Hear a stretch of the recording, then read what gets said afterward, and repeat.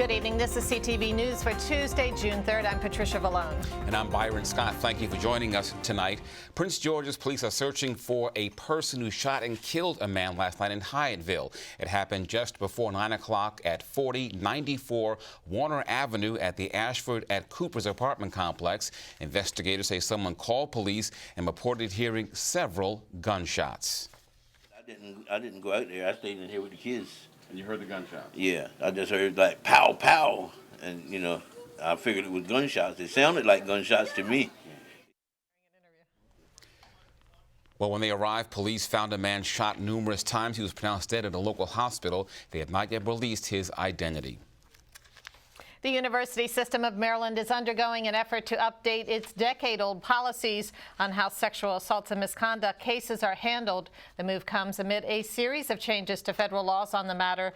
In April, a government task force released a list of guidelines intended to pressure schools to step up efforts to fight sexual assaults on college campuses.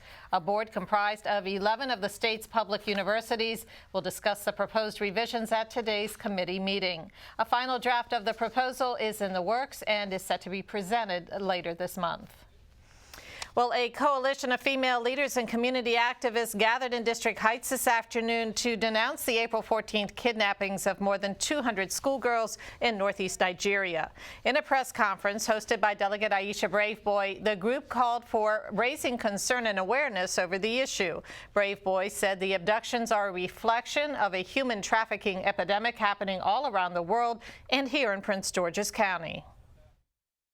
Prince George's County is the unfortunately, number one county for human trafficking in our state and among the leaders in the country for human trafficking. That is not a statistic that sits well with us. And so we know that the issue has been highlighted with the atrocity that occurred in Nigeria with 276 young girls taken. This incident occurred in Nigeria. But every single day here in this country, we have young girls taken. So this is not just about something that happened in a faraway land. This is something that happens right here. But in addition to that, Maryland and Prince George's County is home to a large number of Nigerians. So we have to care about our brothers and sisters who live next door to us. Women United to Bring Our Girls Home is the delegates' call to action aimed at identifying and aggressively prosecuting such crimes. Aisha Braveboy is running for Attorney General in the upcoming election. And a detour this morning for some truck drivers as Maryland State Police conducted an annual road check sponsored by the Commercial Vehicle Safety Alliance. Thousands of truckers around the U.S. were inspecting today trucks for safety hazards. Locally, CTV's Stephen Graves visited a stop at FedEx Field in Landover and has that story. Now, it's all about safety here today as Maryland State Police pull over trucks weighing 10,000 pounds or more. Now, you might say this is sort of an inconvenience for these truckers, but police say it's very important to have these inspections done to keep our roads safe.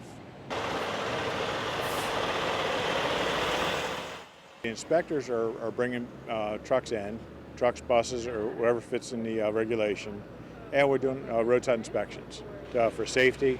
Make sure drivers are qualified, and if there's hazardous material vehicles, make sure they had the proper paperwork and placarding, and they had the right license for the materials they're transporting. Just to keep them safe and to keep our highways safe, that's what we focus on, is the commercial vehicles. I was just traveling, local driving, so back and forth on the Beltway, heading from Beltsville to Capitol Heights. Daily routine, it's a little bit of a convenience, but at the same time, it gets you off the road from the aggressive drivers and take a little break off the brake pedal. I'm actually going to Alexander, Camco, delivering some sheetrock down in Camco. Considering I'm only like 20 miles away, it's kind of an inconvenience because this is how I make my money, make my living. And they just, when they pull you over like this, it's kind of like, you know, you lose 15 minutes here or 20 minutes or however long it takes. Right now, you're looking at the area where the trucks that did not pass inspection are being held. Police say if the truckers don't fix these issues by 1 p.m. today, they'll be towing their vehicles away. In Landover, Stephen Graves, CTV News. And the inspections will last for another 2 days and will take place in numerous other locations around the state. Well, shoppers can now get a history lesson while they browse the boutiques at the Tanger Outlets at National Harbor. Inside the Potomac River Heritage Visitor Center, you'll find a new exhibit full of archaeological artifacts, a projection show, reading panels, and literature. Tourists will also be able to learn some little-known facts about the land's rich heritage by perusing the Experience Salubria Memorial Garden and History Walk. Before it was a shopping center, the 40-acre site was called Salubria Plantation, and its owner, Dr. John Baines, is known locally as the Prince of Agriculture.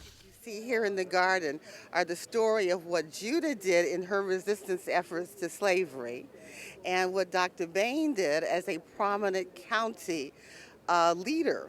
He was a delegate in the General Assembly, he was president of the school board. He did many, many things here, and he had acquired an international reputation as a horticulturist. History really is a part of our everyday lives, and having this exhibit right here connected with an area that people will go to all the time, I think it's a great opportunity for people to really be.